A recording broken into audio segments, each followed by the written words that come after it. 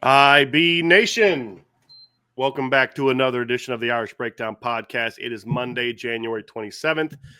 The offseason is kind of officially here started now, Trevor. We've gotten through the portal window. We've gotten through the season. We're now a week past the national championship game, which Notre Dame played in and lost Ohio State to cap off what was just an outstanding 2024 season. Didn't end the way that I know that we and I'm sure Notre Dame would have liked to have ended, but it was a heck of a season for Notre Dame, and now we're in the offseason, and boy, what an offseason it has been so far. I'm sorry. I'll try to be better on catching those coughs, but they're coming a little bit more just suddenly now. So my apologies, but it's been a pretty wild offseason, Trevor. We're gonna have a lot to talk about. Obviously, Notre Dame's had some portal losses since we last got together. That we've had some, so Chad Bowden left, which we'll talk about today. Obviously, Notre Dame is still in search of a defensive coordinator. We believe we know who that's going to be, so we'll talk about all that. Notre Dame had a big recruiting weekend this past weekend. Things went very well. I had an intel piece on that yesterday on the message board. So a lot of good stuff from that. Some very talented players on campus this weekend. So we'll do that. So but I wanted to kind of also go over what the offseason is going to look like. So starting next Monday, we're going to start sort of our normal routine, and it'll kind of start this week, but with everything that kind of happened, this is kind of where it's going to go. And some of this actually is, Trev, you and I have talked about, but it's somewhat finalized. So for you as well. But so on Monday, we talked about doing the show that Sean Davis and I have done in the past, sort of the RTCF show, and it's just really hard to do that on the weekends consistently with just life going on and things like that. So what we decided to do is we're going to do that on Monday. And so, we'll do sort of our RTCF show on Mondays.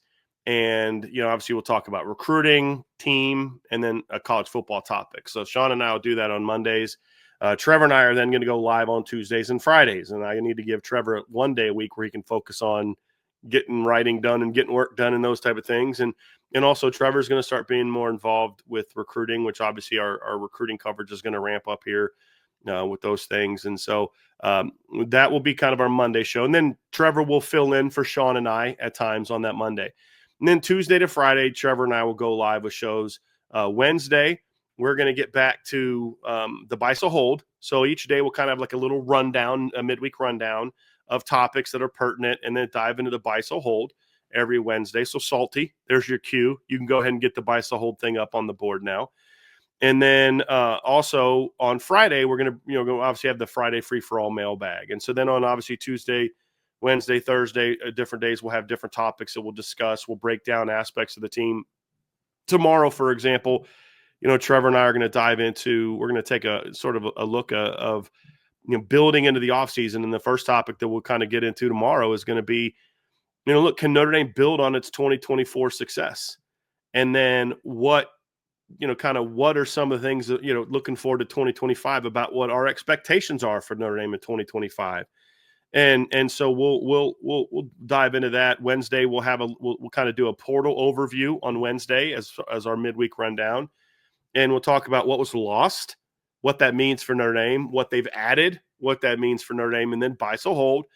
2020 or on Thursday, Trevor and I will kind of take our first big picture look at the Notre Dame offense for 2025. We'll talk about, the top players that need to be replaced, some of the things that'll look a little bit different. We'll kind of dive into areas where we think the offense needs to improve, areas where we're confident they will, areas where, some things have got to get proven. And then, of course, we'll do that. And then Friday midweek mailbag, or for the Friday mailbag. But we're going to do one other thing. So at the end of every segment, like we'll finish our couple segments today. We've got, 2 segments today. And it's kind of 2 segments, but it's broken into different parts of 2 segments. When we're done, we're going to do an hour mailbag. So I know we used to do this all the time where we would do mailbags at the end of every show. We're not going to do them the way that we did because we just can't do 4 or 5 hour shows every day. It's just too much. But what we are going to do is at the end of each segment, we'll do an hour-long mailbag. We're going to go an hour. And the way that it's going to work, so we'll do this on Monday, we'll do this on Tuesday, we'll do this on Thursday. And obviously Friday's a mailbag all day. The only day we won't have any type of mailbag is Wednesday, but of course that's buy, sell, hold. And that's one of the reasons you need to be on the message board, because you can get those in there on the message board. And so we are going to bring back the daily mailbag, which I know you guys loved, but we're going to do a little bit differently. We've got to keep it in an hour. And there may be times where if we got some super chats that go over, we'll do that. Super chats obviously get moved to the top of the line, but that's kind of our overview. And then, of course, if there's ever any breaking news, we'll adjust our topics for that day and handle the breaking news. And, we may do some weekend shows from time to time if some topics come up. We're obviously going to focus a lot on Notre Dame team stuff, but we are going to look, Trevor and I have been really planning out how are we going to get to this, but we want to do like a lot of, looking at the college football landscape as well. And we'll each day we'll have some days where we'll have segments where we'll talk about Notre Dame's opponents, or like Trev and I have talked about. What did we say we're going to do this next week, Trev? The top 25. Yep. To our own way too early top 25. Which everybody does. Trev and I will it's going to be fun because we're going to both do our own individual top 25, and then we're going to bring it together and do AP top 25 point system to come up with the IB top 25. But then when we get to the top 10, we'll kind of then go, okay, here's the IB top 10, but here's where Trev had it, here's where I had it, and have some fun talking about that. So we'll do that next week also. That's going to be fun. And then we'll just kind of have different off-season college football topics that we're going to discuss as well, and we'll put those videos on the CFB Nation show. And then there will be some times where Trev and I may go live on a weekend or at night on the CFB Nation channel and just talk about a college football topic. So we'll have some of that as well. So it's going to be a fun offseason. I'm excited about it. Some of these changes that we're doing, we're also shifting more of message board only content that we're going to start producing, and we'll have some more on that as we get closer to releasing some of those things. So I'm excited about it, Trevor. But of course, today we got a whole lot to talk about today, man. There's a lot of stuff going on with the Notre Dame team, obviously recruiting, and we're going to dive into it all. But I wanted to just kind of let everybody know where we were to start off with. Yeah, I'm like some of the people in the chat, and Bryan, you and I have been talking a lot about what the schedule is going to be for us this offseason. It was funny. Lauren and I were at the dinner table the other night, and I was talking about how offseason's a little bit busier in a different way than what in-season was, right? Because you get in your rhythm of, all right, Tuesday we got this show covering this opponent. Wednesday you have these articles coming out, right? And now you have a bunch of different avenues that we have to talk about in the offseason. Makes it really, really fun. And then obviously we also have stuff about the basketball teams coming out. I know Sean Stiers is doing his thing with the women's team, and I'm taking over the reins and diving into Notre Dame's men's season as well. So there's going to be a lot of awesome content coming out from Irish Breakdown.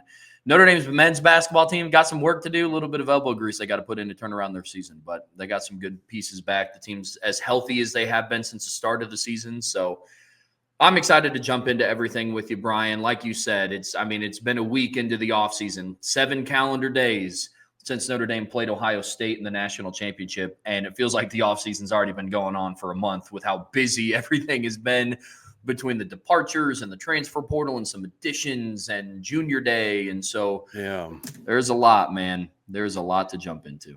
And it seems as though there's been a lot of negativity about it, which I understand. And obviously with coaches leaving, some of it we expected. You had starters leaving, some of which we expected. We'll talk more about that on Wednesday, the portal stuff on Wednesday. And then, obviously some angst about, how are they going to replace those hires? And so it just seems like, and some of it to me is as we kind of kick it off, Trevor, with the losses, I'm not actually upset about Notre Dame losing any of the people that they lost. And not from the standpoint of they didn't do a great job. And that's a frustration of mine, is that, see all these people, Chad wasn't very good at what he did anyway. And Mickens is, Golden is, it's Freeman's defense. Like, okay, they both did a great job. They both played a huge role in where Notre Dame got to. Like I was having a debate with the guys like, well, the recruiting rankings weren't that good anyway. They ranked so-and-so. And I was like, did you watch games this year? Like, because the vast majority of the players that played for Notre Dame this year were guys that Chad Bowden and his staff recruited. And my stance is, I am bummed that Al Golden and Chad Bowden both left. They're losses. But I also don't believe anybody on this staff is irreplaceable. And if I were to rank the most irreplaceable people, like they're not number one. They're in the top group, but they're not like number one. And so the thing is, you have to have a little bit of, hey, this is college football. When you are good, people are going to want to take your people. And then you just need your head coach to be able to say, okay, well, we lost this guy. I have a plan in place to move on and make some adjustments and make some changes and evolve and make good hires. And that's the task that's in front of Marcus Freeman now. So I don't look at departures the way that a lot of people do, as long as the departures are for good reasons. And when I look at Chad Bowden's departure, I look at it as like, look, the guy got a huge pay raise. And I don't know that I would necessarily have advocated for matching that, to be completely honest with you, and which we'll get into later. Al Golden left to become a defensive coordinator in the NFL. I can't fault him for that. I mean, he did a great job at Notre Dame. And this was always kind of the thing that was the concern, is if he was going to leave, it was going to be for something like this. Like when people he may go to Penn State. I was like, he ain't going to Penn State. Oh, I hear Al Golden's looking at Clemson. He's not going to Clemson. If Al Golden leaves Notre Dame, it's going to be for the NFL. And that's what happened. But look, why? Why did the NFL want Al Golden? Because he had great defenses the last 2 years, right? So a great foundation has been laid by these two coaches. They both did great jobs, and now it's up to Marcus Freeman to replace them. Just like Ryan Day, the national champion Buckeyes, has to replace Jim Knowles, and then Penn State had to replace Tom Allen. And if you have good people and you win, people are going to want to take your people. And that's just that's the nature of it. The key to success is just reloading every year. And that's going to be the key. And we're going to find out if Coach Freeman can do that. So that's kind of what today's show is going to be about, Trevor, is really diving into, what we're hearing about what's going on. And the first one is the D coordinator. Obviously, Al Golden leaving, did some great job last 2 years. And I want to make sure that we're setting the record straight here, because I have some strong opinions about who we're hearing is going to be the next defensive coordinator. And a common refrain is that I've seen, or common response from people is, well, you didn't like the Al Golden hire either. And look how that turned out. And I have stated before, I wasn't high on the Al Golden hire. But don't confuse the two things, because I have written evidence of things that I put out back before Al Golden was hired and when he was hired, saying, I think he's a great coach. I think he's smart. I think he brings a lot of value. There's a lot of positives, but I'm concerned about the fact that he hasn't been a coordinator in almost 20 years, and the fact he's been in the NFL for so long. Can he relate to college players? That was the concern with Al Golden. It was not, gee, I don't know if he could be good. So if you're going to point to something that I said, at least be accurate with what I said. I never said Al Golden was a bad hire. And as a matter of fact, Trevor, I want to make sure, because this record needs to be straight when people are going to push back on comments that I'm going to make here coming up here in a little bit. People are pushing back on the notion that, that I didn't like the Al Golden hire. And so this, any criticism I may have of this hire doesn't mean the same thing. And I just want to push back on that, because it's not accurate. And as I said, I want to make sure that the record is straight on that. So I'm going to pull up what I did say, and this is a direct quote of what I did say about Al Golden when he was hired. So before Al Golden was hired, I made this comment. I said, there are a lot of concerns. There aren't a lot of concerns or drawbacks for Golden. He's a veteran coach with a reputation for being a good teacher and recruiter. There's one major question, however, and that is the fact he hasn't actually called a defense. He hasn't called a defense or coordinated a defense since 2005. Then I went through the people he hired. I said having Freeman and Washington on staff would help Golden with the transition back to the college game, but the fact he hasn't served in this role in almost 2 decades has to be viewed as a legitimate concern. That's what I said. And then I also said that Marcus Freeman nailed his first coaching staff, which Al Golden was a part of. So my concerns about Al Golden are much different than my concerns about this next one.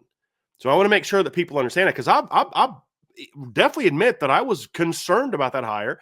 And I actually liked Joe Rossi better, because I knew that Joe Rossi could do. Joe Rossi to me was more of the known. But as I also said at the time, I had a lot of respect for Al Golden as a person and as a coach, because I actually had some interactions with Al Golden when I was coaching, and always found him to be a very decent, approachable, good guy that was willing to talk ball and didn't have that I'm too good for everybody type of mentality, which a lot of people have. So I want to make sure that people understand when I've said in the past that I was uh, didn't like the hire, that we understand what I didn't like about the hire. So I just want to make sure that that's clear before we dive into this, so that way we're all on the same page. But the fact is this, Trevor, before we get into the candidate, this is a huge hire for Marcus Freeman. Anytime you're replacing a coordinator, it's a big hire. And Marcus Freeman's hiring of coordinators has been a little bit up and down so far.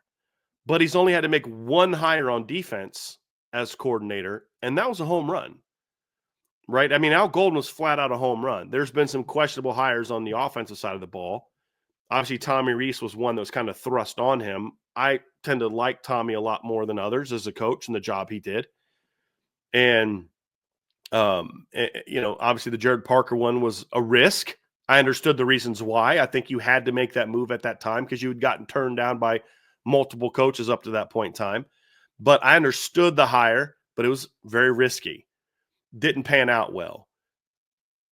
Then he goes out this last offseason and makes a home run hire. And if he didn't make that home run hire, the guy that he was going to replace Jared Parker with, if he didn't get Denbrock, in my opinion, would have also been a home run. And that is Kirby Moore at Missouri, who I think is an outstanding young offensive coordinator. He's Kellen Moore's older brother. So that would have been a very good hire as well. So there's been some good and there's been some bad with Marcus Freeman's coordinators hires, which you know who else has had that? Every single head coach that's ever made a hire has had good hires and bad hires. We've talked about this before. Nick Saban has made some bad hires at Alabama and some very, very excellent hires. Urban Meyer did the same thing as at Ohio State. He hired Ryan Day turned out to be a really good hire. Tom Herman turned out to be a good hire. Chris Ash turned out to be a solid hire there. Everett Withers, not so much. Alex Grinch, not so much. Right. So there's been a lot of different, ups and downs, and every coach goes through that. I think Kirby Smart made a brilliant hire when he hired Todd Monken. I think the Mike Bobo hire has not been as good. Right. So just keep that in mind when you go through these things and saying that a coach that I may think is making a mistake on a certain hire doesn't mean that, we don't have faith in the coach and all these other type of things. And I also don't think that we as fans who support Marcus Freeman and believe Marcus Freeman is doing a lot of great things in Notre Dame doesn't mean we're members of a cult that have to blindly follow and support every decision he makes. The one thing that I'll say before we begin all of this stuff is whenever I am critical of a player or a coach, I hope that I'm wrong and that it ends up being a great hire. I had skepticism about Al Golden for specific reasons. He answered those questions. After first year, those questions were very valid. Then he adapted and did a phenomenal job the last two seasons. Right. And so that's what I'm hoping, that whatever decision Marcus Freeman makes, I hope it's works out just as well, if not better, than the Al Golden hire. But what we're hearing, Trevor, is that after looking at guys like Jim Leonard and Joe Rossi and Jim Knowles, although I don't know how serious the Jim Knowles stuff was, I think that was more, from what I've been told, that was more Jim Knowles' agent reaching out to Notre Dame to create a little bit of a bidding war as opposed to him wanting to come to Notre Dame. So I don't know how serious that one was. But from the sound of it, based on what was reported last night by John Bryce at Football Scoop, who I have a lot of respect for when it comes to this type of stuff. He does a pretty good job on being in the know on these type of things. And I believe Pete Sampson also reported that he had heard this as well, is that the hire is going to be Chris Ash, former defensive coordinator at Texas, Ohio State, and Arkansas, and Wisconsin. Also has been a head coach at Rutgers. That was not a very good tenure. However, I don't really care what he did as a head coach. We will spend less than 20 seconds talking about his tenure at Rutgers, and it'll simply just be to mention that he was a head coach at Rutgers for 4 years.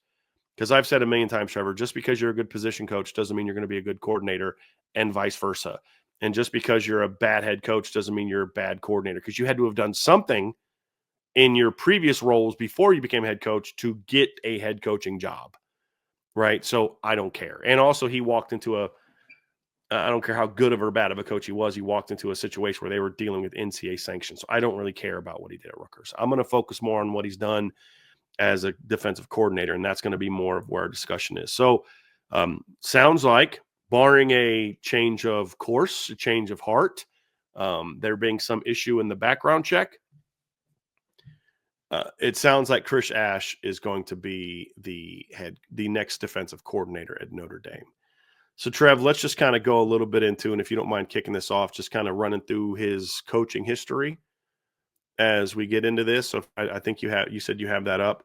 So let's dive into his coaching history and just kind of take a peek at how Chris Ash got to the point where he is on the verge of becoming the defensive coordinator at Notre Dame and taking over what I think is one of the 5 best coaching jobs in the country if you are a defensive coordinator, when you consider the talent that Notre Dame has and just the recent track record of success for defensive coordinators. I mean, Brian Kelly's last 3 defensive coordinator hires are now the head coach at Texas A&M, Vanderbilt, Notre Dame. Marcus Freeman's only defensive coordinator hire is now the defensive coordinator for the Cincinnati Bengals. So it's a pretty attractive job, I would think, that is now apparently going to go to Chris Ash. Yeah, there's a lot of talk around Chris Ash and what he's going to be able to do for this Notre Dame defense, which has had a streak of illustrious hires, right? And so for his coaching career, Brian, you mentioned some of it, and most notably, he was a defensive coordinator at Wisconsin from 2011 to 2012. He spent a year with Arkansas as their defensive coordinator in 2013. And then he was co-defensive coordinator at Ohio State in 2014. But he ran the defense. I mean, Yep. That's the thing is, and that's relevant to the Notre Dame stuff too, because guys, titles don't matter. And there's he's going to be co-coordinator with Mickens. What matters is who's running the defense. And Chris Ash ran the defense at Ohio State in 2014, and he will be running the defense at Notre Dame if, in fact, he takes the job. So he was defensive coordinator at Ohio State from 2014 to 2015. If you guys remember, obviously, Ohio State won the national championship in the 2014 season. That was the first year of the 14 college football playoff. After that, he was hired as Rutgers head coach from 2016 to 2019, where, like Brian said, we're not going to spend a lot of time on it. Tenure there wasn't great. 1-8-32 as a head coach, 3-26 in the Big Ten, but they were dealing with a lot of sanctions. And again, they were new to the Big Ten as well, somewhat new to the Big Ten. It really, yeah. Yep. So it's just one of those where it doesn't really have much weight in being a defensive coordinator, right? Al Golden was not a super successful head coach. Yeah, they're not hiring to be their head coach. Right. That's, yeah. And then after that, in 2020, he was the defensive coordinator at Texas. Now, there's 2 different trains of thought here. Sometimes people will throw out the stats from 2020 because it was such a crazy year. Sometimes people really include them. I think the thing that I find funny is I think it just depends on the success of the teams, right? I don't know a whole lot of Notre Dame fans that want to throw out stats from 2020 because they went undefeated and made the playoffs. But depending on the team that you talk about, it's what is your thoughts on 2020, Trev? Because my thought is you have to take it with an asterisk because it was a different type of offseason, especially for coaches who were new, because you lost all the install periods in the spring. Like Notre Dame had like 1 spring practice and then it was canceled. Yeah. Right. So that's where it doesn't, you don't ignore it. You don't negate it. You don't say it doesn't matter, but you do have to, I think, look at it and say, okay, what's the context of the success or lack thereof for that coach? And with Chris Ash, I'm a little bit willing to give him a pass to a degree on the Texas failure because they were terrible on defense at Texas because it was his first year and they didn't have an offseason to install what he wanted to do. I mean, but that's how I look at it. But I don't think you can ignore it and be like it doesn't matter, in my opinion. What are your thoughts on that, how that should be viewed? Yeah, I'm in the same boat. I think you said it perfectly, man. It's that you always have to look at it with a little bit of context because it all can't be for naught, right? Because on one hand, you can't say, well, if a coach had a bad season, if a player had a bad season, it was COVID, they didn't have enough time for install. Some of that is true. But you also have to deal with the task at hand, because if we're just going to completely throw out the 2020 season, then Devontae Smith didn't win the Heisman in 2020, and Alabama didn't win the national championship in 2020. So I'm in the in between, same as you. You have to look at it with context, but you still have to look at it, right? So that's where I'm at. After he was the defensive coordinator, after Chris Ash was the defensive coordinator at Texas, he went and he was the defensive backs coach for the Las Vegas Raiders from 22 to 2023. And as of right now, he is, and I don't know if he is still there. Sounds like probably not, but he was a pro scout for the Jacksonville Jaguars in 2024. And which brings us to right now, where he is going through the interview process at Notre Dame. Yeah, and my understanding is, as of last night, that he was offered the job. I just don't know if he's going to take it yet, or if he's able to take it yet, because you can say, hey, listen, we're going to offer you the job pending, background checks or whatever the case may be, is my understanding. And I don't know that Notre Dame necessarily wanted this to get out just yet for that reason, but we'll kind of see how it plays out. So let's kind of look a little bit of his track record, Trevor, and I'll just be honest up front. I'm not a fan of this hire at all. And I don't think Chris Ash is a bad football coach. I just don't think he's a really, really good football coach. He's a solid football coach who's had solid success, but I have some issues with it, and I'll explain to you why. Number one, the job he's done at different places has just been sort of good. It hasn't been great. You look at his two defenses at Wisconsin, they ranked 13th and 17th in college football in scoring defense, which is good. There's nothing wrong with that. But they ranked 20. He inherited a scoring defense that ranked 25th the year before and ranked in the top 10, I believe, the year after he left. His two Wisconsin defenses ranked 15th each year in yards per game. He inherited a defense that ranked 20th in yards per game. And his second defense actually gave up more yards than the defense he inherited. Rushing defense took a step down. They were 60th in his first year and 24th his second year. They were 26th this first year. So they took a step back in year one, and then the next year were a lot better. You look at third down defense. He inherited a defense that ranked 68th the year before he arrived. They went to 50th his first year and then jumped to 17th in his second year. That's the one area where you saw a big jump in effectiveness under Chris Ash. And then you look at red zone defense. They ranked 77th in his first year in red zone defense, but they were 98th the year before he got hired. And then they were dead last 120th the next year. That's nuts, though. 2012, you rank 120th and you're dead last in college football. Now, if you rank 120th, there's double-digit teams below you. I think that's crazy. That's wild. By the way, turnovers, they ranked 33rd in his first year, then 105th in turnovers in his second year. Then you go at Arkansas and you look at what they did at Arkansas.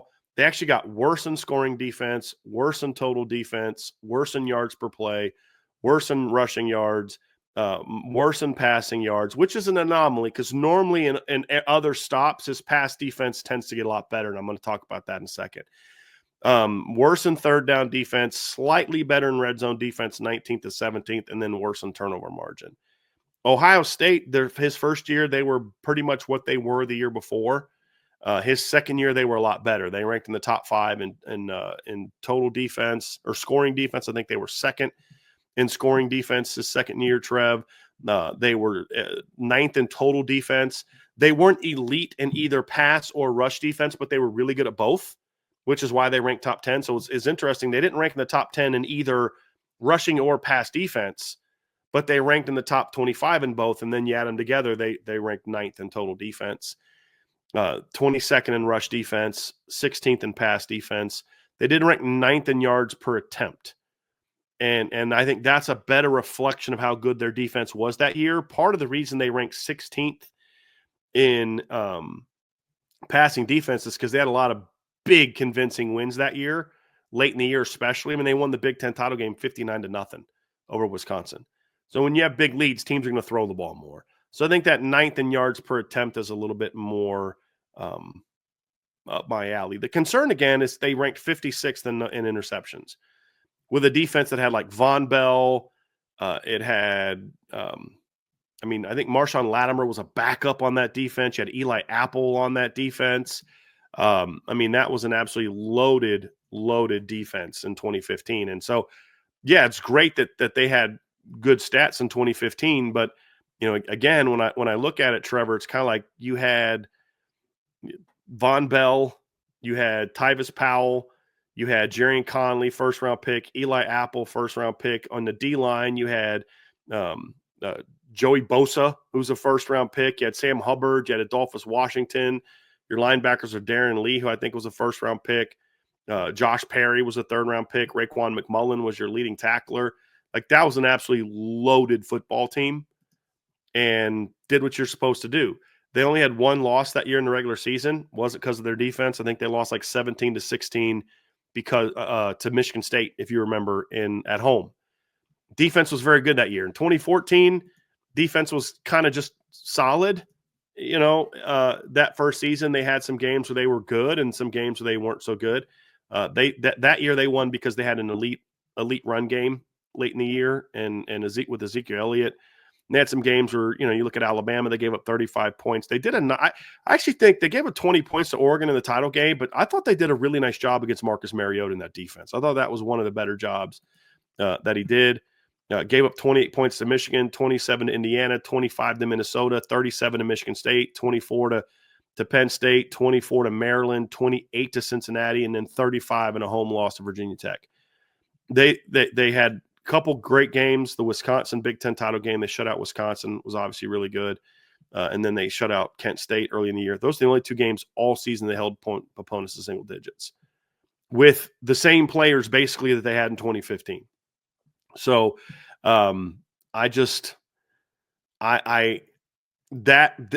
you look at his success, that 2015 season is the anomaly in results. But that's also one that you have to look at and say, but that defense is probably going to be closer in talent to what he's going to inherit at Notre Dame than what he had at Arkansas or Wisconsin or Texas. That's, where you're at. But when I look at overall the track record, Ryan, about Chris Ash, Trev, is I don't see anything special. I don't see a coach that significantly upgraded the results that he inherited. I don't see a coach that did things that were wow, when this guy came in, look at how much better they got.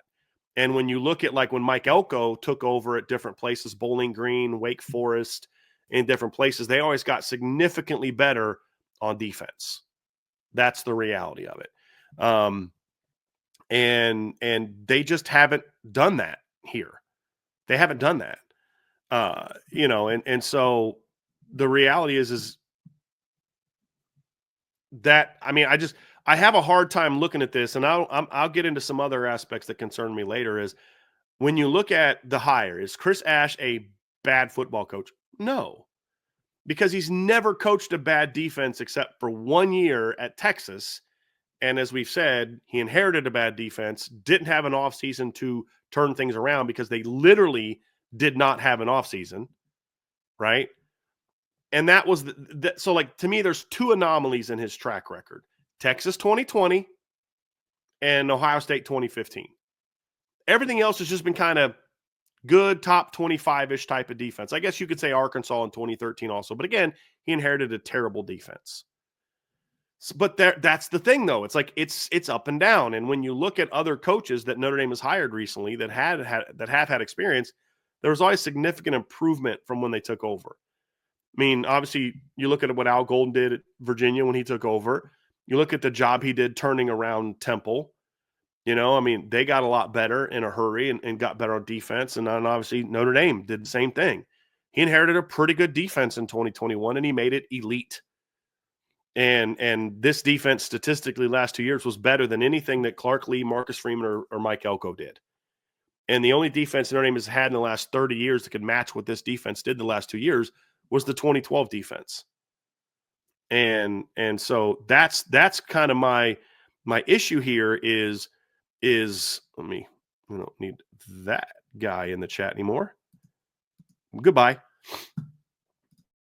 So That's my concern, Trevor, is you don't see anything special about him outside of 1 year at Ohio State with let's go count the let's go look at the draft.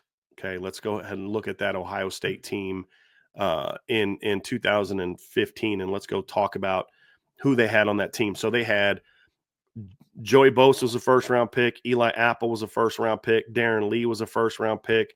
Marshawn Latimer was a first-round pick. Malik Hooker was a first-round pick. By the way, Latimer and Hooker were backups on that team. Jerrion Conley was a first-round pick. You had on that team also, you had Von Bell was a second-round pick. Adolphus Washington was a third-round pick. Joshua Perry was a fourth-round pick. Raekwon McMillan was a second-round pick. You had let's see here. Sam Hubbard was a third-round pick on that team. Tyquan Lewis was a second-round pick. Like, that team was loaded. And oh, by the way, they had Ezekiel Elliott and Michael Thomas and guys like that on offense. So that team was loaded on defense. Will Notre Dame have that kind of talent on defense? Maybe, but it's not necessarily there now. But will Notre Dame have talent that's better than what he had at Wisconsin and Arkansas and Texas? Yes. Yes. And so that's kind of the thing is there's nothing in the track record that tells me this guy has a history of going to places and turning defenses around. But what he also doesn't have, and this is the silver lining, is none of his defenses got worse than what they were before either. So like at Wisconsin, he inherited a pretty good defense and kept it a pretty good defense. You know, at Ohio State, he took over a good defense and made it a slightly better. Hopefully that's going to be the case at Notre Dame as well. But again, I'm trying to be as, you know, here's the good, here's the bad as I can.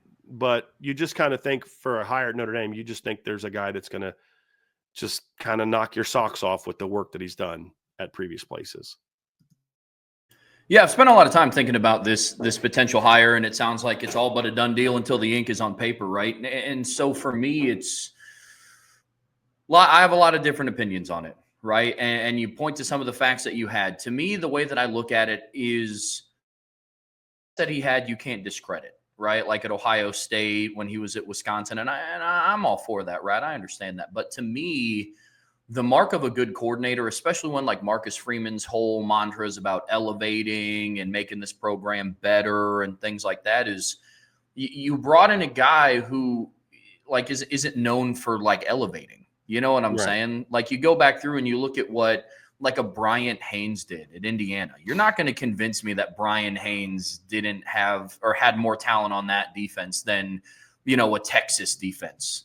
Right. Like like that's just something that I think that would be hard to convince me of. I know that they had, you know, the one corner, D'Angelo Pons, and they had Mikel Kamara. CJ West was a pretty good player, but like, you're not going to convince me that they can't, the Texas players in 2020 can't hold a flame to those guys. To the Indiana kids. Right. But again, the Indiana coaches had that whole offseason. Right.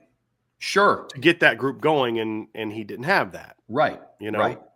And then you look at the time that he spent with Ohio State. And to me, when I walk away and think of the mark of a good coordinator, and this isn't Chris Ash specific, this is just in general how I feel about coordinators. The mark of a really good or a great coordinator to me isn't being successful with NFL caliber talent, right? Like that, when you have the talent that 2015 Ohio State defense had, like the expectation is you have a good defense, right? And so that's kind of my thoughts on him, right? Like it's just where I look at it, and the reason why it's so frustrating to me is maybe not frustrating, but the reason why I question it so much is Notre Dame, from a talent perspective, for the players that they have on defense, is slowly closing the gap. And I think that the defensive side of the football is closer to closing the gap than the offensive side of the football. Some conversations that we're going to have later throughout the offseason. Which is why, going back to the first point that you brought up, Brian, that's why it is so important, right, that this defensive coordinator hire is a big splash. Yeah. And Coach Ash is not a big splash, in my opinion. Yeah. See, here's my thoughts on that. I don't think it has to be a big splash. I want to make sure that I'm clear on that. If you do, that's totally fine. Make that point. I'm good with it. That's not what I'm saying though. What I mean is like I don't care about the perception of it, because as long as Marcus Freeman is the head coach, recruiting on defense isn't going to be affected unless the product takes a step back. What I'm saying is it needs to be a big hire with the results. The results have to be good. And I could sit here and I'm being very reserved in my critiques of this hire right now, because I'm trying to be, look, here's the facts, here's the data. My opinion is this could end up being a really bad hire in certain ways. But at the end of the day, if the results are good, I don't care. Like, I don't think he's a very good recruiter. As a matter of fact, I think he's a below average recruiter. And I don't care what Urban Meyer said about him. Head coach is what's a head coach going to say about a guy he hired? He's a terrible recruiter. I care about the results. So you can tell me all you want. He's good at this. He's good at that. What were the results? What do people in the coaching profession feel about him? If I could send you all the texts I got from last night from the people in the coaching profession, there's nobody that's being honest and doesn't have an agenda that's going to tell you, yeah, he's a very good recruiter. Yeah, he's a good people person. Yeah, the other coaches are going to love him. I'm not hearing any of that stuff. And I know the reputation he's had. Those are my concerns. But if the product on the field is good, then that stuff won't matter as much, because then it'll be like, hey, look, as long as the results keep going the way that they need to go, then you've got Marcus Freeman to recruit, and hopefully hires a good GM to recruit. My concern is, will the product on the field stay good? Now, my thought is this: you'd have to hire a complete bum for the defense to take a step back in 2025. Like, and I don't think Chris Ash is that.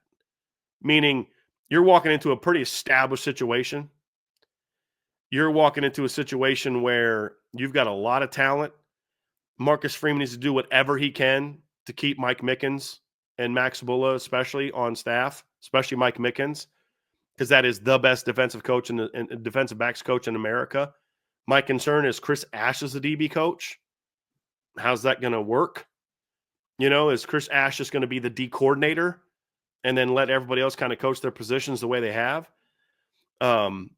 That's a question about, and that's a question anytime, like, how is Al Golden going to work with Max Bulla? That ended up working out awesome, because since that was his position, it's always a question mark, no matter who you hire. When you hire a defensive coordinator, that coach has a specialty position that somebody on staff already has.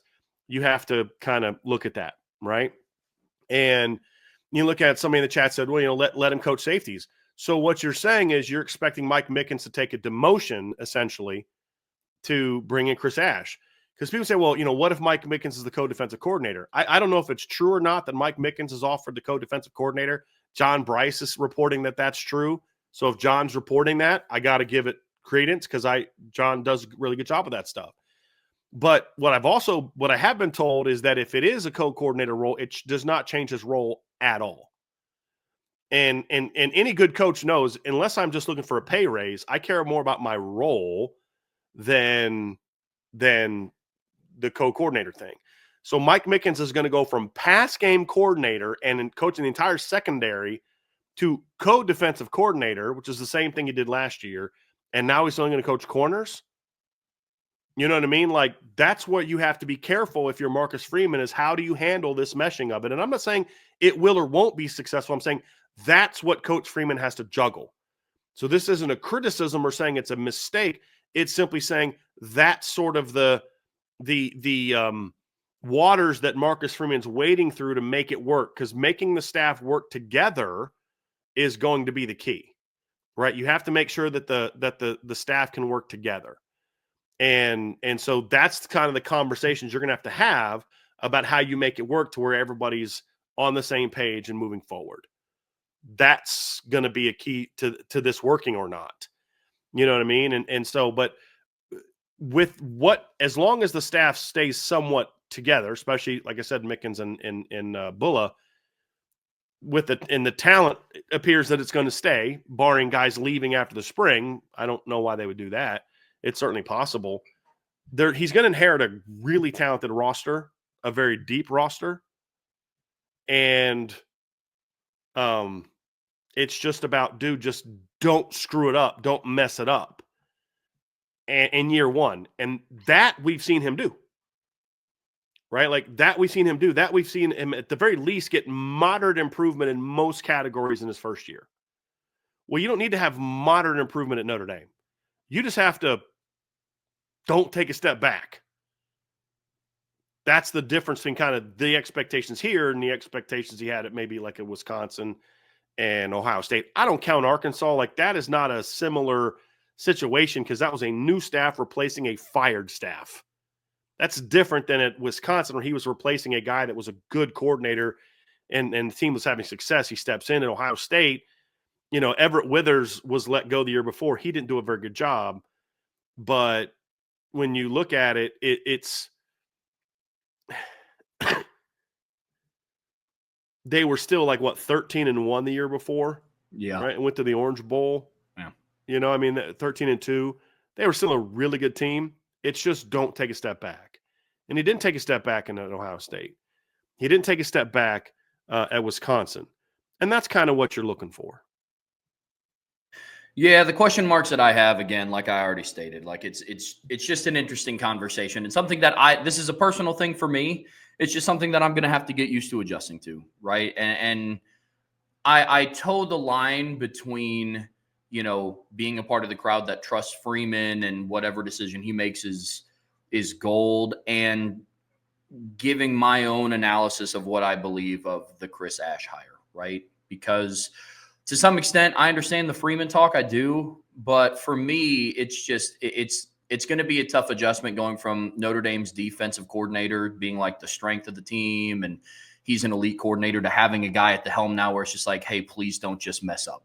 Which to your point, Brian, like he has a track record of not doing, but it's the thing that concerns me is there are pieces on the defense like we're going to talk about through the rest of the offseason that are question marks, like who's going to be next to a Don Schuler in the secondary because you don't have Xavier Watts. What's the interior of the defensive line going to look like? You don't have the leadership of Jack Kaiser anymore. So there are still questions that, you know, it's going to be interesting to see if he is elected to be the defensive coordinator, what that's going to look like. But if in year one, if the expectation is don't mess it up, it would take. Well, that would have been my, just so we're clear, that would have been my expectation for anybody.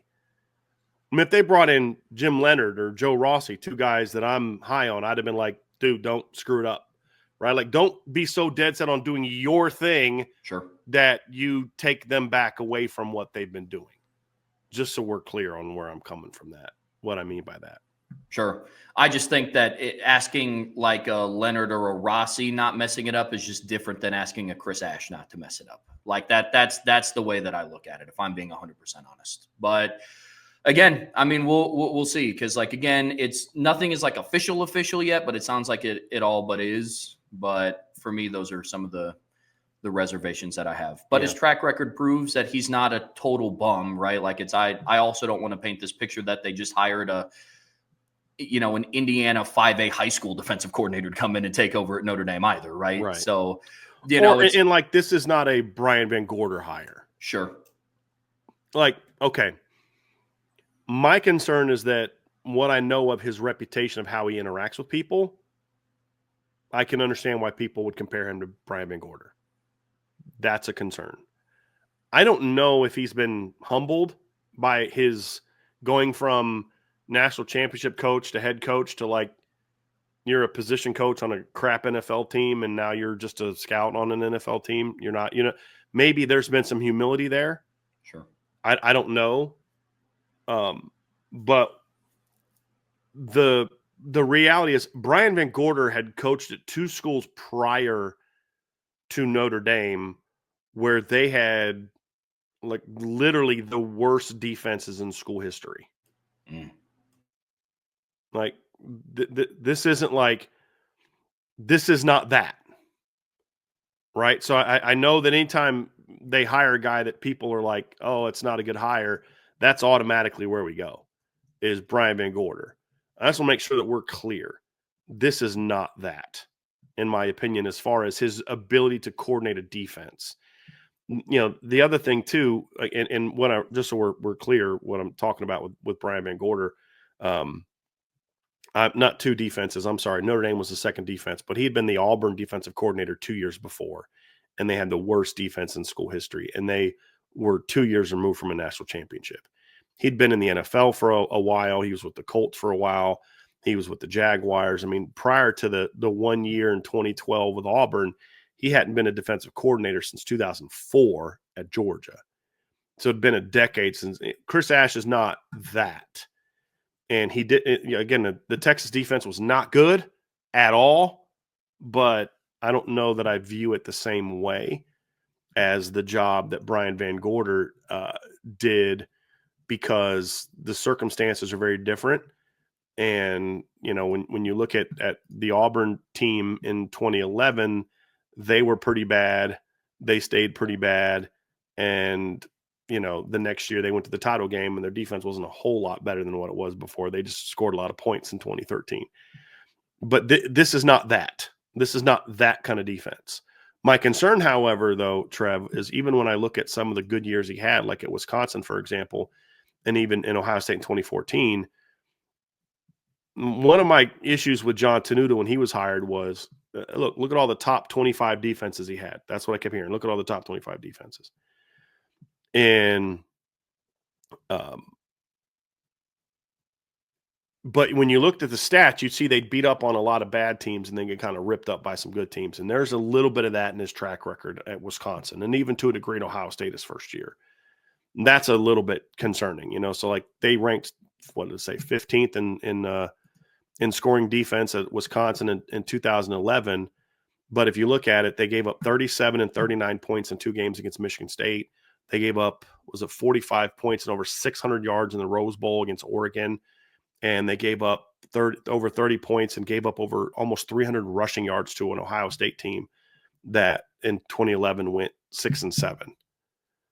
So that's a little bit of a concern that I have there to keep an eye on. But again, the Wisconsin talent is going to be a little different than the Notre Dame talent. And then the other question I have is, do they change their coverage structure at Notre Dame? Because what he has done in the past is not the same as what they do now. And that goes back to, what is the role that Mike Mickens is going to have in this defense? Because the way that it worked the last 2 years is Mike Mickens was primarily responsible for designing the coverage structure at Notre Dame. And then Al Golden obviously called plays, but Mike Mickens was responsible for that. Is that going to be the case? So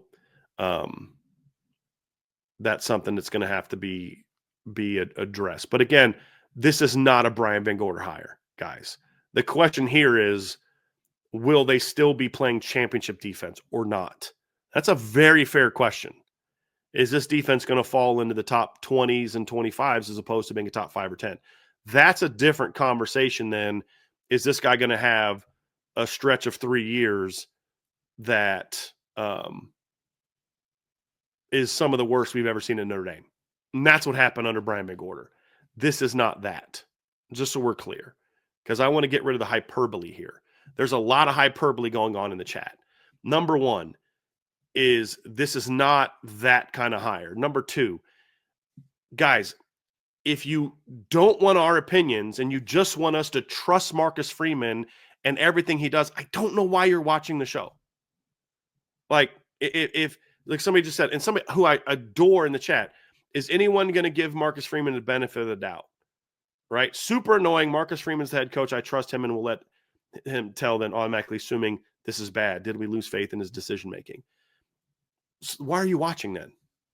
Like, if you just want me to jump on here and say Marcus Freeman is a genius and everything he does is awesome and I fully trust him, why are we doing the show? Like, why are we doing the show? What are we doing here? This is what I don't understand, is why do you listen to us? Just listen. If you want us to tell you everything that Marcus Freeman does is amazing, just go do reruns of Marcus Freeman's press conferences on loop the entire offseason. Right? Like, I thought you guys watched our show because you wanted us our honest opinion. Here's what I'll say. I hope Marcus Freeman is right about this. We said at the very beginning, there's some level of benefit of the doubt we have to give him in this hire, but I'm not going to then just go not tell you what I believe simply because we like and support Marcus Freeman. That's not what we do here. And I hope that some of you would have enough faith in us to say we're going to give you our honest opinion, but that we also hope that we're wrong. But if you don't want to have a conversation where we talk about some of the good things that he's done and some of the bad things we've done and then give you our honest assessment, then I don't know what you're watching for, because we've never been a cheerleader channel, ever. And that's what we're going to do here. Is there has to be some, as NH just said, some nuanced conversation we're having. There's a lot of things about this hire that don't make sense.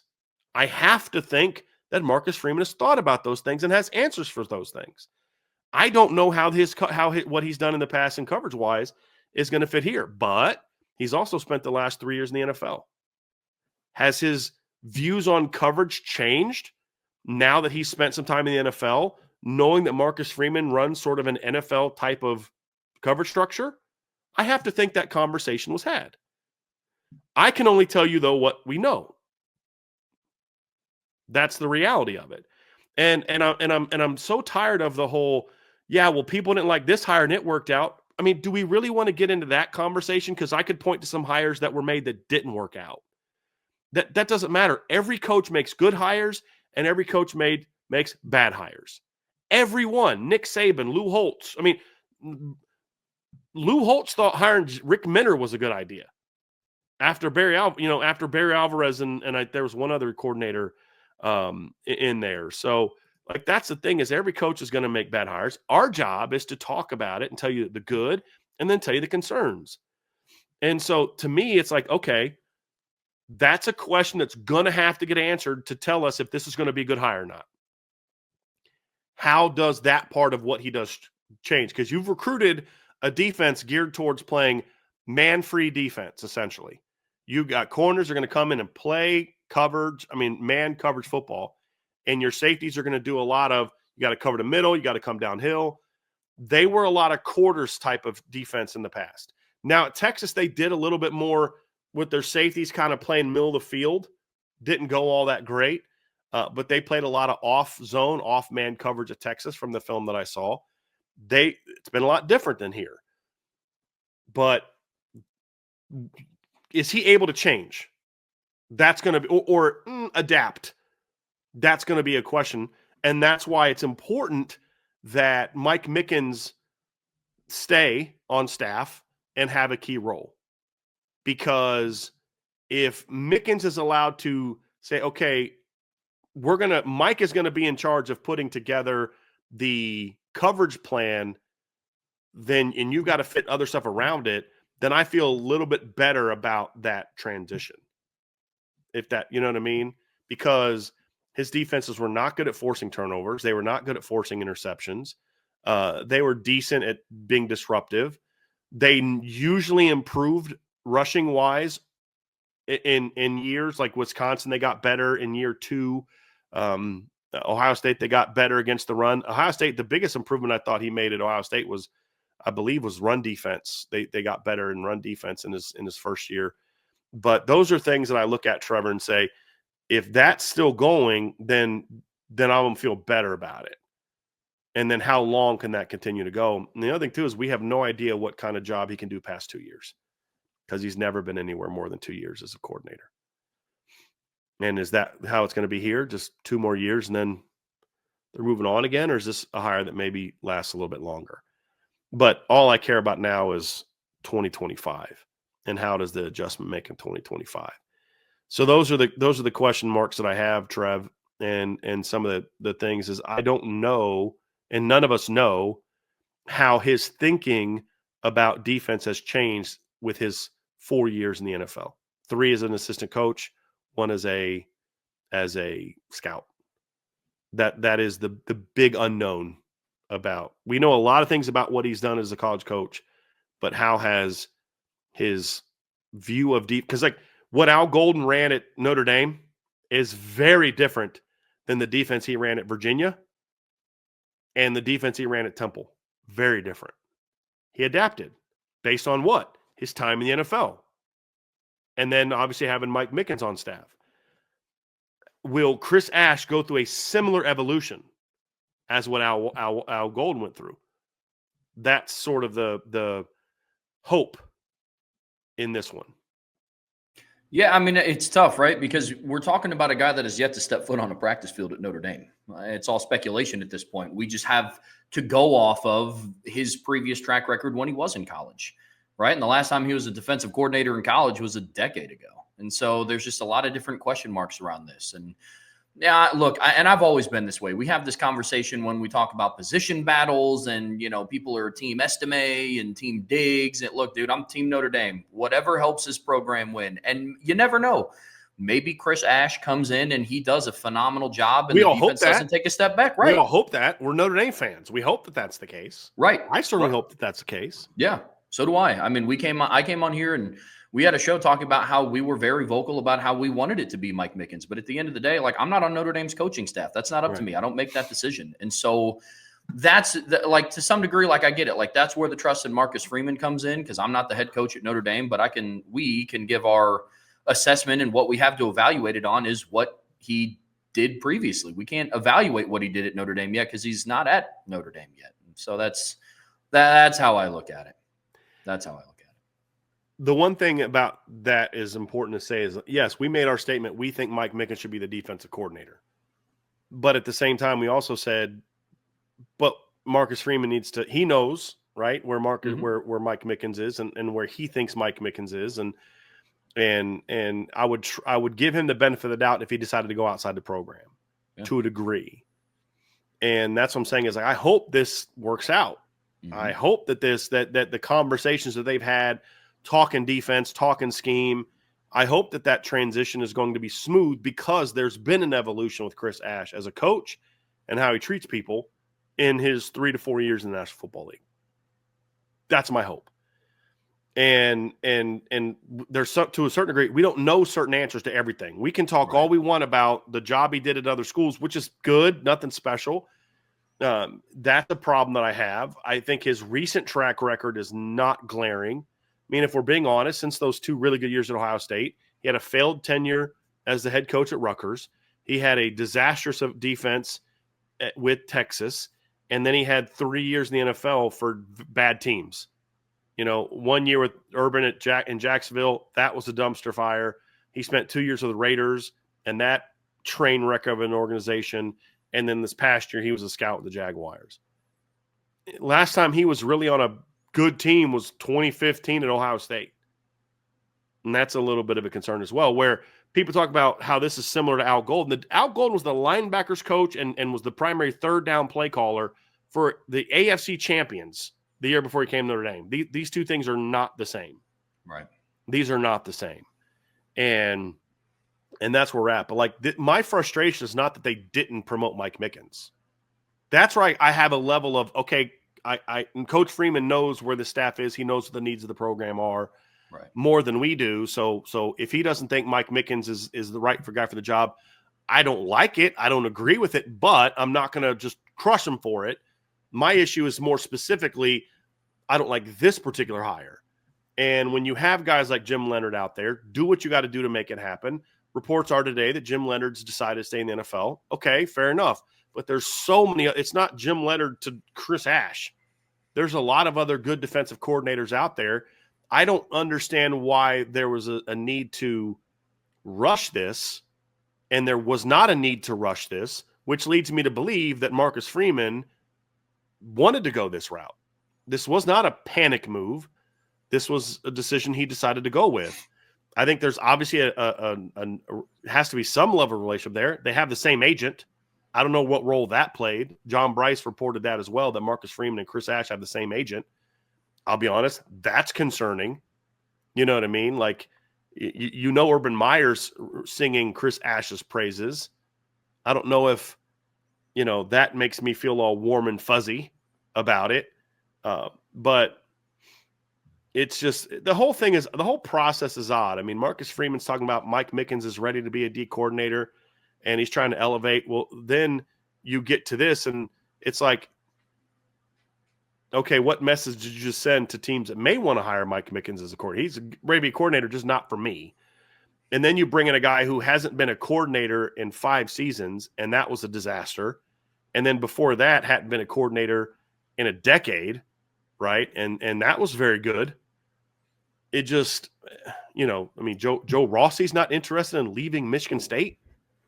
He interviewed him last time. I talked to somebody yesterday who's very connected in the Big Ten, and he said Joe Rossi would be a absolute grand slam home run hire. I know Mark Freeman knows who he is. He interviewed him last time. So clearly Coach Freeman said, I think Chris Ash is the guy. We're going to find out if he was right or wrong. I don't like the move. I don't like the hire. But as you said, Trev, I hope he's right. Mm-hmm. Sure do. Yeah, hope he's right. Sure do.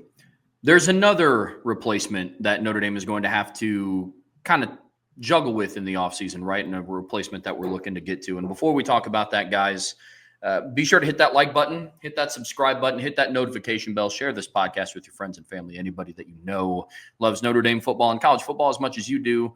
And as always, the best way to support what we do here at Irish Breakdown is subscribe to the premium message boards at boards.irishbreakdown.com.